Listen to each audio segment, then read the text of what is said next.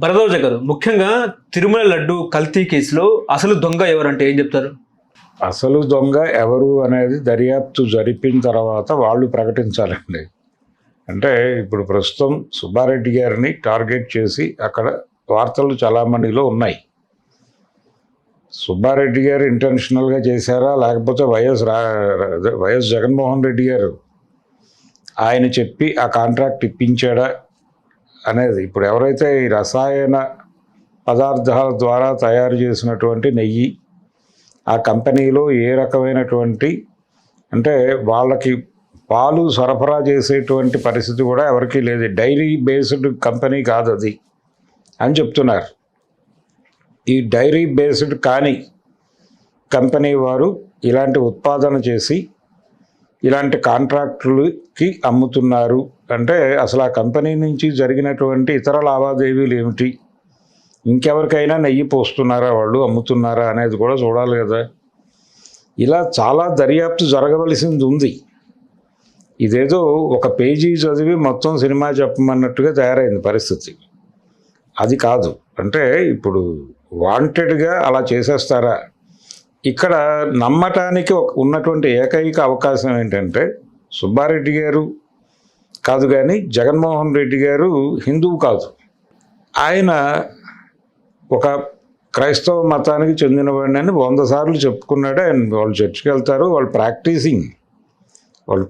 ప్రాక్టీసింగ్లో ఉన్నారు. అయినప్పటికీ ఇక్కడ అన్ని మతాలకి రాజకీయాల్లో పాల్గొనేటువంటి అవకాశం ఉంది కదా. ఎంతమంది లేరు అంటే బ్రాహ్మణ సామాజిక వర్గం నుంచి కూడా క్రైస్తవం తీసుకొని ప్రచారం చేస్తున్నటువంటి ప్రవక్తలు అనేక మంది ఉన్నారు కదా. ఇలా అన్ని కులాల నుంచి ఉన్నారు అక్కడ. ఇప్పుడు విజయవాడ లాయోలా కాలేజీ ఉంది, అది ఇంకొక రకమైన సిద్ధార్థ కాలేజీ.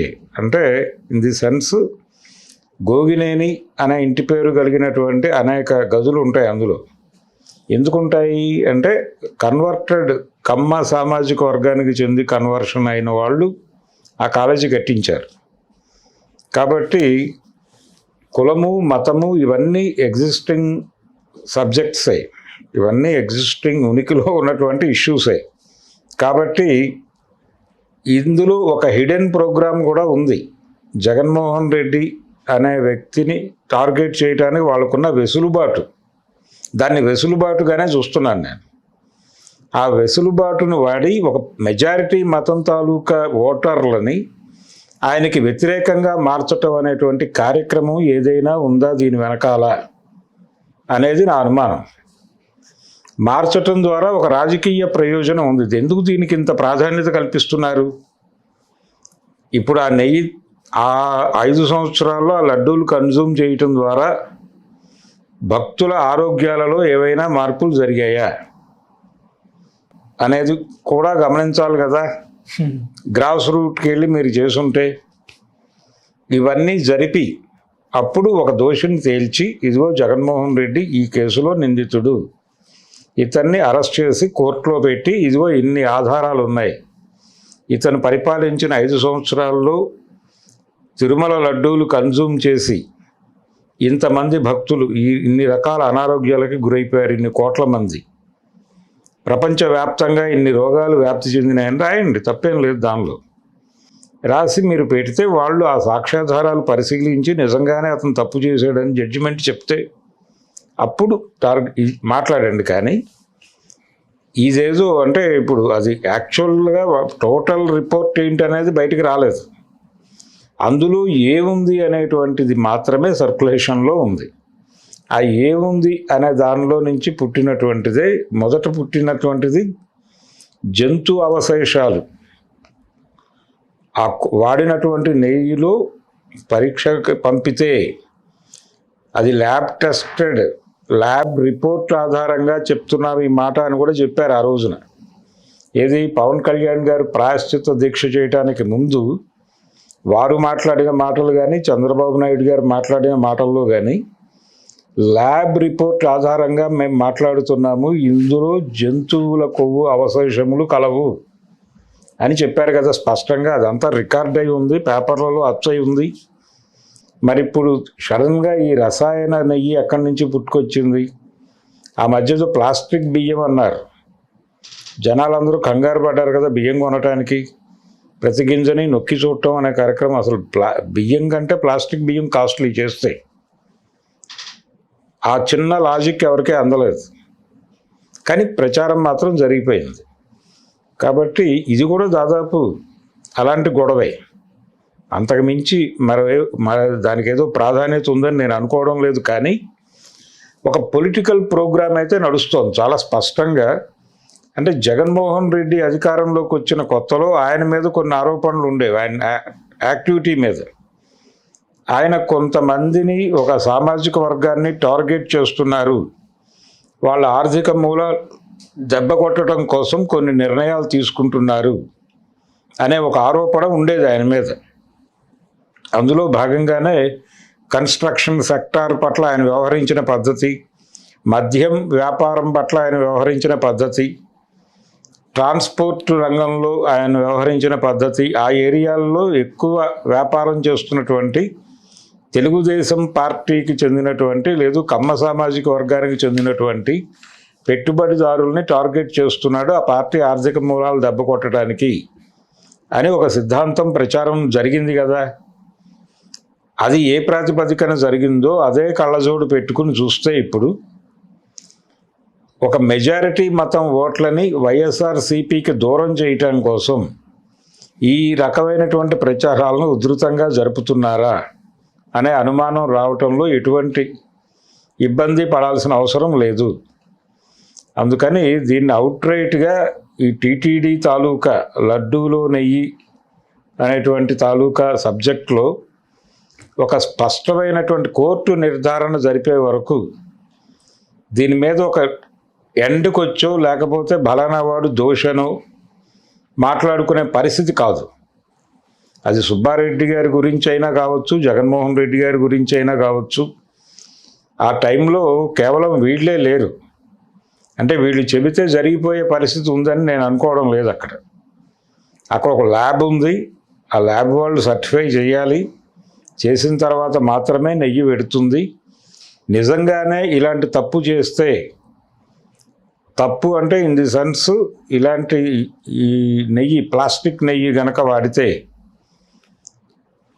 మనని ఒక అంటే మతపరమైన వ్యవహారాలలో చాలా ఒళ్ళు దగ్గర పెట్టుకుని వ్యవహరించాలి అనే విషయం జగన్మోహన్ రెడ్డికో సుబ్బారెడ్డికో తెలియంది ఏం కాదు. వాళ్ళు ఆ కేర్ తీసుకోకుండా చాలా ఈజీగా సినిమాల్లో విలన్లలాగా వ్యవహరిస్తారని నేను అనుకోవట్లేదు. ఎందుకంటే వాళ్ళు పొలిటికల్గా ఒక లాంగ్ కెరియర్ బిల్డ్ చేసుకోవడం కోసం పెట్టుకున్నటువంటి పార్టీ. అవతల వాళ్ళు ఎన్ని ఎత్తులు ఎత్తుతారు, మనని బదనాం చేయడానికి, మన నుంచి ఓటర్లను దూరం చేయడానికి ఎన్ని రకాల ప్రచారాలు చేస్తారో వాళ్ళకి తెలియంది కాదు. కాబట్టి చాలా ఒళ్ళు దగ్గర పెట్టుకుని వ్యవహరిస్తారు. రెండోది, ఆయన బీజేపీకి వినమ్రుడై విధేయుడై ఉన్నటువంటి ముఖ్యమంత్రిగా కూడా ఖ్యాతి గడించాడు జగన్మోహన్ రెడ్డి. కాబట్టి ఆయన అలాంటి కార్యక్రమాలు అంటే అన్కాన్షియస్గా ఎక్కడైనా ఏదైనా ఒక డబ్బా అటు ఇటు దొర్లి కొంత వెళితే వెళ్ళి ఉండొచ్చు గాక, కానీ ఇంటెన్షనల్గా ఇది ఎలా కనిపిస్తోందంటే ఇప్పుడు 500 కోట్ల స్కామ్ అంటున్నారు దాన్ని. ఈ 500 కోట్ల స్కామ్ అంటే ఇంటెన్షనల్గా జరగాలి. అది అంటే వెంకటేశ్వర స్వామి పట్ల చాలా వ్యతిరేకత ఉంది, హిందూ మతం మీద చాలా వ్యతిరేకత ఉంది.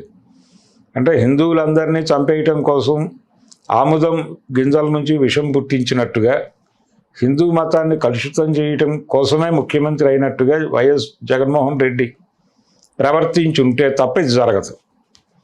అంత తెగించి ప్రవర్తిస్తాడని నేను అనుకోను. ఆయన క్యారెక్టర్ మీద షర్మిల గారు కూడా రకరకాల కామెంట్స్ చేస్తున్నారు ఈ మధ్యకాలంలో. ఆవిడ మళ్ళీ ప్రెజర్ పెంచుతోంది, పొలిటికల్ హీట్ జనరేట్ చేయడానికి తన వంతు కృషి ఆవిడ చేస్తోంది.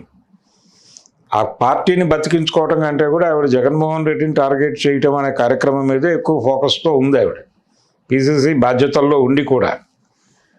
కాబట్టి వచ్చే ఎన్నికల్లో ఎట్టి పరిస్థితుల్లోనూ జగన్మోహన్ రెడ్డిని ఈ 11 అనేటువంటి నెంబర్ని కూడా ఆ మేరకు కూడా రాకుండా చేయాలి, పూర్తిగా నొక్కేయాలి, తొక్కేయాలి అనే ఒక ప్రోగ్రాం ఏదైనా ఉందా దీని వెనకాల అని అనిపించేంత అతిగా ఉంది.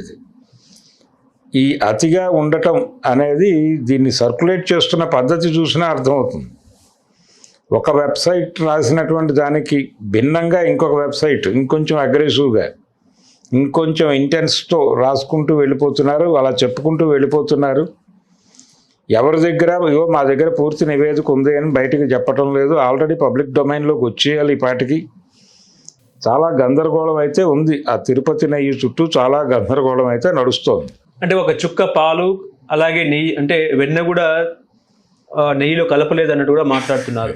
ఏమీ కలపలేదని చెప్పడం, ఇప్పుడు ఆ రోజుల్లో కన్జ్యూమ్ చేసిన వాళ్ళ అభిప్రాయాలు తీసుకోవాలి కదా. అనేక మంది భక్తులు వెళ్ళుంటారు కదా అక్కడికి. ఆ వెళ్ళేటువంటి భక్తుల్లో వైఎస్ఆర్సీపీకి ఓట్లేసిన వాళ్ళు కూడా ఉండుంటారు కదా. వాళ్ళని చంపేసుకోవాలని అనుకుంటాడా ఆయన? వాళ్ళందరినీ దూరం చేసుకోవాలని అనుకుంటాడా? ఇక్కడ ఏది జరిగినా ఓటర్తో లింక్ అయి ఉంటుంది. అది ఒక పొలిటికల్ పార్టీ వ్యవహారము.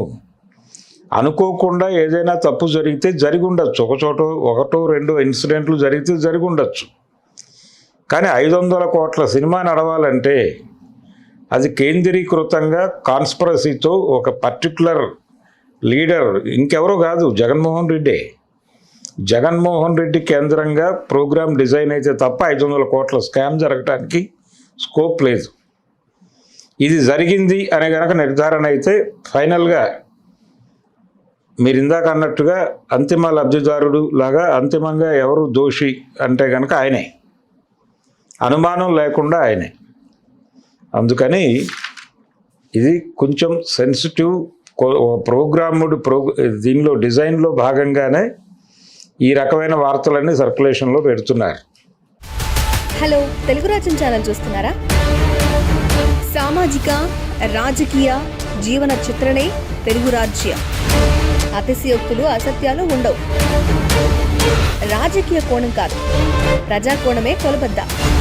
తెలుగు రాజ్యం వీక్షణ మీ ఉత్తమ అభిరుచికి నిదర్శనం.